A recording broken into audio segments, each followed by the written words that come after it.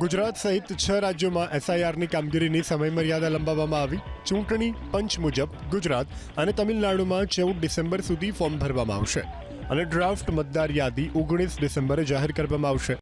જ્યારે મધ્યપ્રદેશ અને છત્તીસગઢમાં 18 ડિસેમ્બર સુધી એસઆઈઆરની પ્રક્રિયા ચાલુ રહેશે અને ડ્રાફ્ટ મતદાર યાદી 23 ડિસેમ્બરે જાહેર કરવામાં આવશે. યુપીમાં એસઆઈઆરના ફોર્મ 26 ડિસેમ્બર સુધી ભરવામાં આવશે અને ડ્રાફ્ટ મતદાર યાદી 31 ડિસેમ્બરે જાહેર કરવામાં આવશે. ગુજરાત સહિત 6 રાજ્યોમાં એસઆઈઆરની કામગીરીની સમયમર્યાદા લંબાવવામાં આવી. ચૂંટણી પંચ મુજબ ગુજરાત અને તમિલનાડુમાં 14 ડિસેમ્બર સુધી ફોર્મ ભરવામાં આવશે અને ડ્રાફ્ટ મતદાર યાદી 19 ડિસેમ્બરે જાહેર કરવામાં આવશે. જ્યારે મધ્યપ્રદેશ અને છત્તીસગઢમાં 18 ડિસેમ્બર સુધી એસઆઈઆરની પ્રક્રિયા ચાલુ રહેશે અને ડ્રાફ્ટ મતદાર યાદી 23 ડિસેમ્બરે જાહેર કરવામાં આવશે.